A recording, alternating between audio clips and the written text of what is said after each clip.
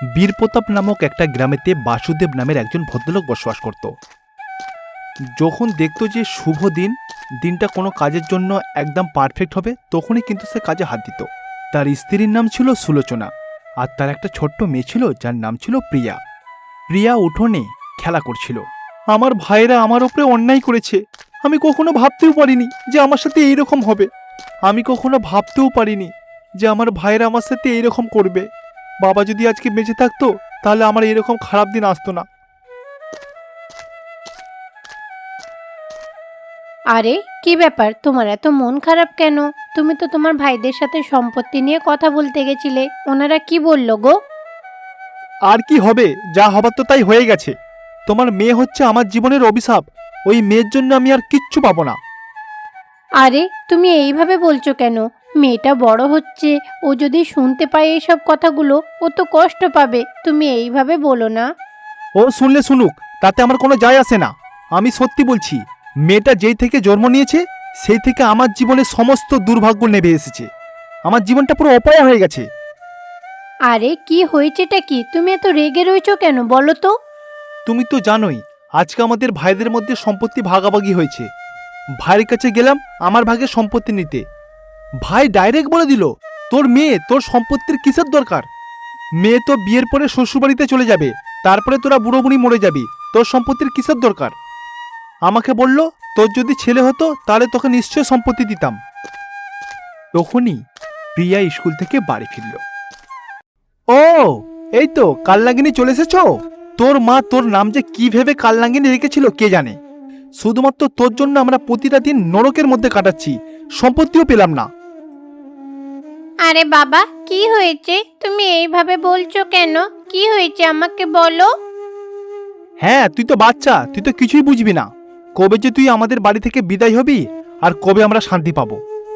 প্রিয়াকে এইভাবে উল্টোপাল্টাভাবে বলে সে হনহন করে বাড়ির বাইরে বেরিয়ে গেল। ও মামা, বাবার কি হয়েছে? বাবা এইভাবে কথা কেন বলছে আর এত রেগে রয়েছে কেন? আমি কি সত্যি অভাগা? বলো না মা, কি হয়েছে আমাকে বলো তো। না রে মা, এমন কিছুই হয়নি। আসলে তোর বাবা একটু কাজে ব্যস্ত তো, তাই একটু রেগে রয়েছে। তুই ওইসব নিয়ে চিন্তা করিস না। দাঁড়া, আমি তোর জন্য কিছু খাবার রান্না করে নিয়ে আসি। তারপর প্রিয়া হাত মুখ ধুয়ে ফ্রেশ হয়ে তার মায়ের কাছে গিয়ে খেতে বসলো। তার মা তাকে খাবার দিল। তখনই বাসুদেব বাবু তাড়াহুড়ো করে বাড়ির ভেতরে ঢুকলো। সে দেখলো যে তার মেয়ে প্রিয়া এত এত বেকার বেকার খাবার গিলছে। তোর মতো এরকম অলক্ষী মেয়েকে এত এত করে খাবার গিলিয়ে কি লাভ? শুধু শুধু পয়সা নষ্ট, আর কিছুই নয়। এই কথা বলে বাসুদেব বাবু তার খাবারটাকে রাগে মাগে মেঝেতে ছুঁড়ে ফেলে দিল। সুলোচনা, ওকে একদম বেশি খাবার খেতে দেবে না। ওকে শুধুমাত্র দিনেতে একবার খাবার খেতে দেবে, শুধুমাত্র কোনো রকম বেঁচে থাকার জন্য। শুধুমাত্র ওর জন্যই আজকে আমাদের এত কোনো সম্পত্তি চলে গেল। আজ থেকে আমরা খাবার বাঁচিয়ে সমস্ত সম্পত্তি বাঁচানোর চেষ্টা করব। তার বাবার মুখ থেকে এরকম কথা শুনে প্রিয়া অঝোর ধারায় কাঁদতে লাগলো। তারপর সে কাঁদতে কাঁদতে তার বাড়িতেই রাখা ভগবান বিনায়কের মূর্তি ছিল, সে তার কাছে গেল। হে বাপ্পা বিনায়ক, এইসব কি হচ্ছে? আমি তো কিছুই বুঝতে পারছি না। আমার বাবা আমার উপরে রেগে রয়েছে, আমাকে অভাগা বলছে। এইসব কেন বলছে? আপনি তো আমার বন্ধু, আমি আমার মনের সব দুঃখ কষ্ট আপনাকে বলি। হে প্রভু, আমার বাবা আমাকে খেতে পর্যন্ত দিল না। এই কি সমস্যা এলো? আপনি সমাধান করুন প্রভু, আমাদের সাহায্য করুন।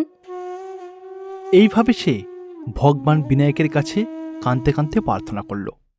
অন্যদিকে বাসুদেব বাবুর আগে যা সম্পত্তি ছিল সেই সম্পত্তিগুলো ধীরে ধীরে হাতছাড়া হয়ে গেল। বাসুদেব বাবু বিরক্ত হয়ে বাইরে চলে গেল। তখনই সে একটা তান্ত্রিককে দেখতে পেল। আরে কি ব্যাপার, আপনারা তো মন খারাপ কেন? কি হয়েছে? কি হলো? আপনাকে তো এই গ্রামেতে এর আগে কখনো দেখিনি। আপনি কে? আমি হচ্ছি একজন তান্ত্রিক। হয়তো আমি তোমার নাম জানি না ঠিকই, কিন্তু তোমার মুখ দেখে তোমার অতীতে কি ঘটেছে, তোমার ভবিষ্যতে কি ঘটতে চলেছে সব কিছু আমি অক্ষরে অক্ষরে বলে দিতে পারি। আমি তোমার মুখ দেখেই বুঝতে পারছি তোমার আসল কষ্টটা কোথায়। তোমার এসব ফালতু কথা আমি একদমই বিশ্বাস করি না। তুমি যদি সঠিকভাবে প্রমাণ দিতে পারো তবেই কিন্তু আমি ভাববো যে হ্যাঁ তুমি আসল তান্ত্রিক। হ্যাঁ ম্যাম, হ্যাঁ বাবা, আমি এক এক করে তোমাকে সব কিছু বলবো। তাহলে শোনো, তুমি তোমার মেয়ের কারণে অনেক কিছু হারিয়ে ফেলেছো। এমনকি পিতার সম্পত্তি থেকেও তুমি বঞ্চিত হয়েছো। তোমার ভাইরা এক টুকরো সম্পত্তি তোমাকে দেয়নি। তুমি চিন্তা করছিলে যদি তোমার একটা ছেলে হতো খুবই ভালো হতো। তুমি সর্বদা এটা চিন্তা করো, তাই না, যে তুমি অনেক টাকা উপার্জন করে সকলের থেকে বেশি ধনী হবে, তাই না? আরে গুরুদেব, আপনি তো দেখছি কোনো সাধারণ ব্যক্তি না, আপনি তো মহান। আপনি তো আমার পরিস্থিতি সম্পর্কে ভালো করেই জানেন। দয়া করে অন্তত আমাকে কোটিপতি বানিয়ে দিন। আপনি যা পরিশ্রম করতে বলবেন আমি সমস্ত পরিশ্রম করতে রাজি আছি। গুরুদেব, একটু দেখুন প্লিজ। হ্যাঁ বাবা, হ্যাঁ, আমি তোমাকে সব কিছু দেব।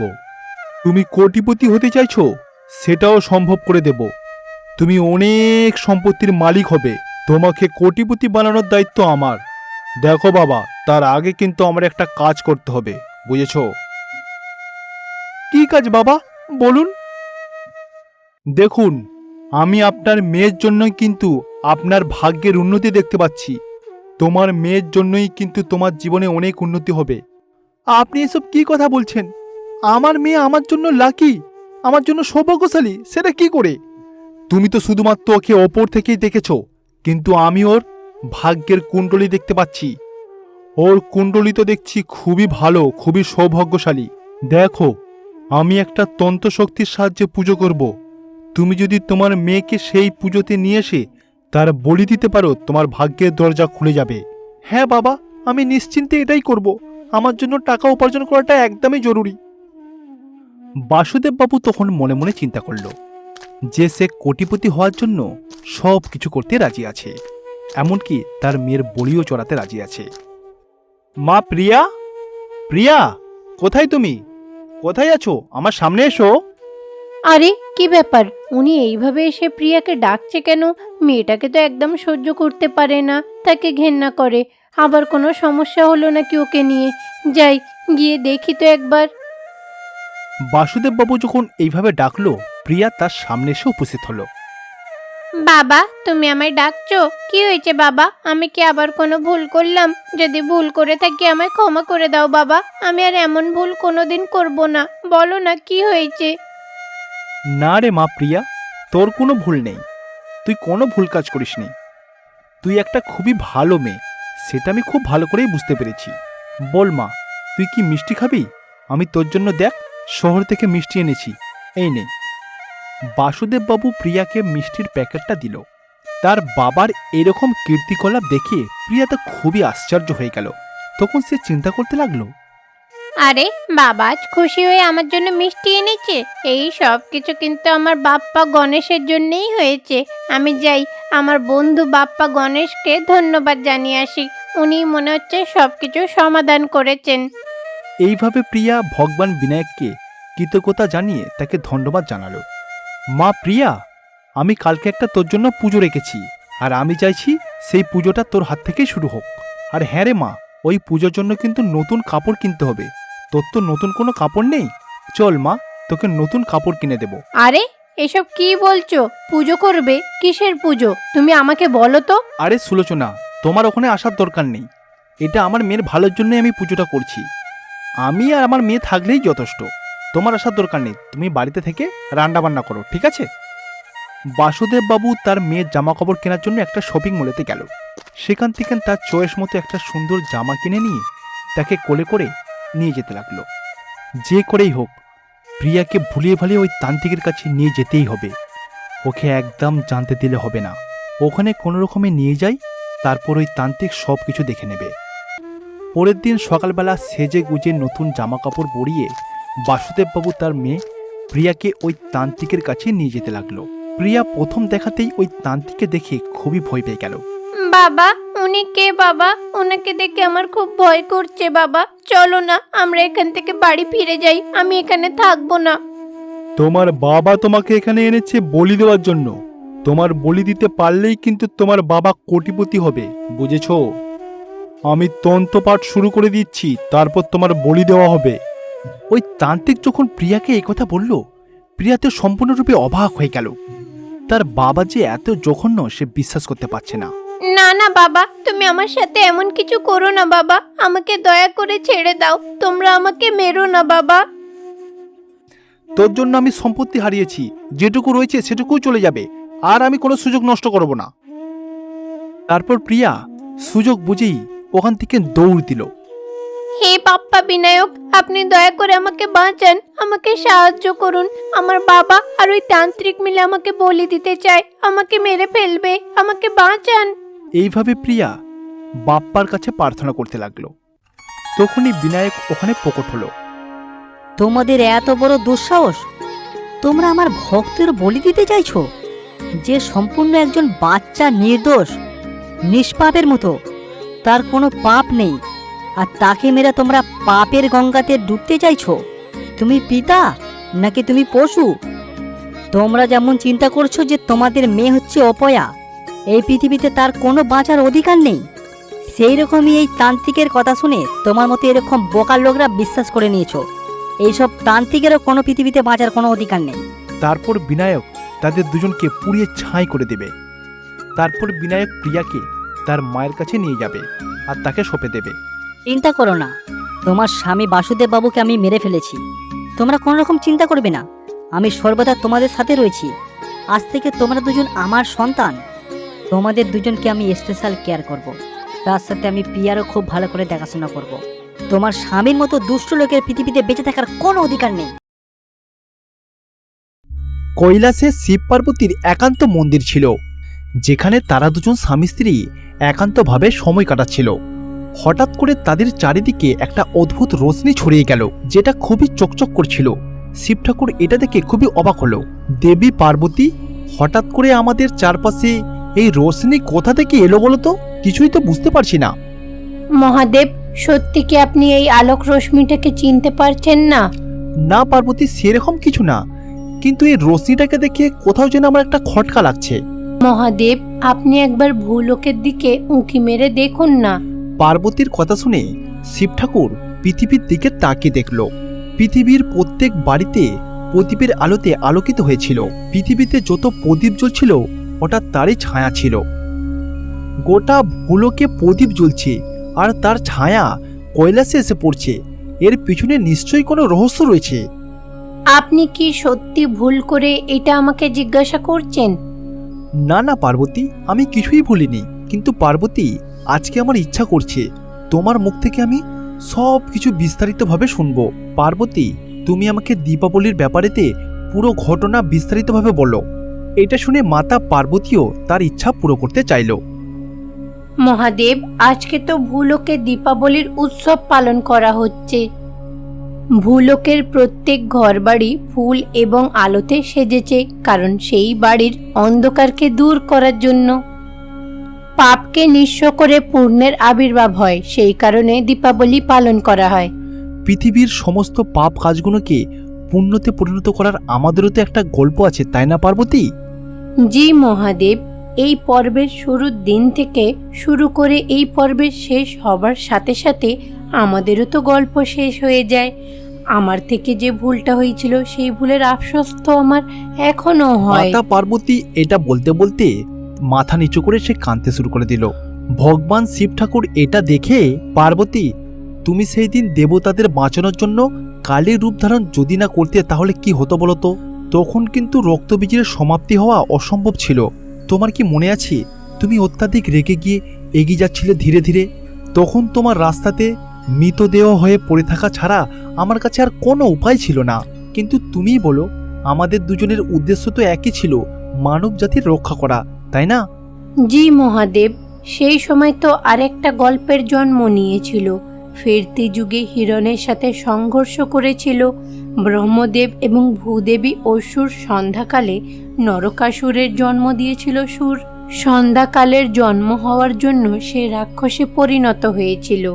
সে গগর তপস্যা করে নরকাসুর অমর হওয়ার বরদান পায়। শিব ঠাকুর এইভাবে তার কথা শুনে যাচ্ছিল। সে যখন জানতে পারল যে কোনো আশীর্বাদ কিংবা বরদান তাকে মৃত্যুর হাত থেকে বাঁচাতে পারবে না, সে তখন চিন্তা করলো যে কোনো মা আর তার নিজের সন্তানকে মেরে ফেলবে না, সেই জন্য সে তার মায়ের হাতে মরার আশীর্বাদ নিল। এই জন্যেই সে যে অধর্ম কাজগুলো করেছিল সেই সব কাজে বাধা দেওয়ার জন্য শ্রীকৃষ্ণ আর নরকাসুরের মধ্যে তুমুল সংঘর্ষ বেঁধে যায়। হ্যাঁ ঠিকই, তখনই তো নরকাসুর নিজের মায়ের হাতে প্রাণ হারিয়েছিল। নরকাসুর আর কেউ ছিল না, সেটা তার পুত্রই ছিল। এইটা জানার পরে সত্যভামা শ্রীকৃষ্ণর কাছে বিনতি করল যে পরবর্তী যুগেতে যেন তার পুত্রের নাম অবশ্যই থাকে। সত্যভামার বিনতির কারণে ওই 14 তারিখের দিনেতে নরক 14 দিন হিসাবে প্রতি বছর পালন করা হয়। হিন্দু ধর্মের শাস্ত্র অনুযায়ী নরক চতুর্থীর দিন থেকে পরবর্তী 3 দিন প্রদীপ অবশ্যই জ্বালাতে হয়। জি মহাদেব, নরক চতুর্থীর দিনে ও ভঙ্গ স্নানের গুরুত্ব কিন্তু ঠিক ততটাই, বিশেষ করে স্নান করার সময় যদি শরীরে তিলের তেল লাগানো ততটা আবশ্যক। আর গোটা মাথার চুল ভেজানোরও একটা প্রথা রয়েছে। নরক চতুর্থীর দিনে দেবতা এবং নায়কদের নামে দর্পণ ছাড়া উচিত। আর নরক চতুর্থীর দিনে নরকাসুরের গল্পটাও শোনা উচিত। আর তার সাথে সাথে কালী এবং লক্ষ্মী ঠাকুরের পুজো করা উচিত। আর সেই দিনই সন্ধ্যার সময় নিজের বাড়িতে এবং মন্দিরে প্রদীপ জ্বালানো উচিত। পার্বতী, দীপাবলির কাহিনী সত্যি খুবই রোমাঞ্চকর, তাই না? আমাদের সংস্কৃতি মহান মহাদেব। হ্যাঁ, যতটা মহান আমি, তাই না পার্বতী? তখনই তাদের পুত্র গণেশ ওখানে এসে উপস্থিত হলো। তাহলে খেলাধুলা করে গণেশ ঠাকুর ফিরল। পৃথিবীতে তো খুবই ধুমধামের সাথে দীপাবলি উৎসব পালন করা হচ্ছে। আমার মনে হয় আমাদের সকলের দেখতে যাওয়া উচিত। আচ্ছা, তাহলে তোমার পিতাশ্রী? হ্যাঁ মাতাশ্রী, অবশ্যই পিতাশ্রীও যাবে। আমরা সব পরিবারে মিলে যাব। আমরা 3 জনেই ভুলকের যাত্রাতে যাব। দীপাবলির মহা উৎসব দেখে তারপরে আবারও কৈলাসে ফিরে আসব। পুত্র গণেশের এইরকম জেদ ধরায় শিব পার্বতী তাকে মানা করতে পারল না। তারা সকলে মিলে ভূলোকের যাত্রাতে চলে গেল। ভূলোকে পৌঁছানোর পরে তারা বাচ্চাদের হাসির আওয়াজ, দুমদাম করে বাজি পটাকার আওয়াজ, তার সাথে চারিদিকে রোশনি। তখনই তাদের 3 জনের নজর একটা ঘরের দিকে পড়ল, যেটা অন্ধকার ছিল। ভেষ পরিবর্তন করে তারা 3 জন বাড়ির কাছে এলো। ওই বাড়িটা ছিল একটা গরিব পরিবারের, যারা দিনমজুরের কাজ করে জীবিকা নির্বাহ করত। বাড়িতে কি কেউ আছে?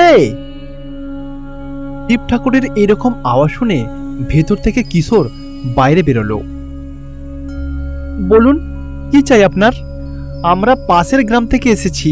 গ্রামের প্রত্যেক বাড়ির বাইরে কিন্তু প্রদীপ জ্বলছে, কিন্তু আপনাদের বাড়িতে কোনো প্রদীপ জ্বলছে না কেন? দীপাবলির প্রদীপ এবং বাজি পটাকা কিনতে যা টাকা আমাদের খরচা হয়, তাতে তো আমাদের একদিনের সবজি কেনা হয়ে যাবে। হ্যাঁ, সেই সব তো ঠিক আছে, কিন্তু দীপাবলির দিনেতে নিজের বাড়িটাকে অন্ধকার রাখা এটা তো একদমই ঠিক না। আপনি তো আপনার বাড়ির বাইরে বাড়িতে প্রদীপ জ্বালিয়ে দেখুন। তার কথা শুনে কিশোর বাড়ির ভেতরে গেল, আর সে তার পরিবারের সঙ্গে প্রদীপ জ্বালালো বাড়ির ভেতরে। সঙ্গে সঙ্গে তাদের গোটা ঘর আলোয় আলোকিত হয়ে গেল। তার সাথে সোনা দানাও তাদের বাড়িতে প্রকট হলো। কিশোর এইটা দেখে সঙ্গে সঙ্গে বাড়ির বাইরে বেরোলো, কিন্তু তারা কেউ ছিল না ওখানে। কিশোর তখন বুঝতে পারলো তার বাড়িতে আর কেউ নয়, শিব ঠাকুর এসেছিল। কিশোর এত সোনা পেয়ে যেমন তার দরকার পড়তো সেই অনুযায়ী প্রয়োজন মতো খরচা করে বাকি জীবনটা সুখে কাটাতে লাগলো।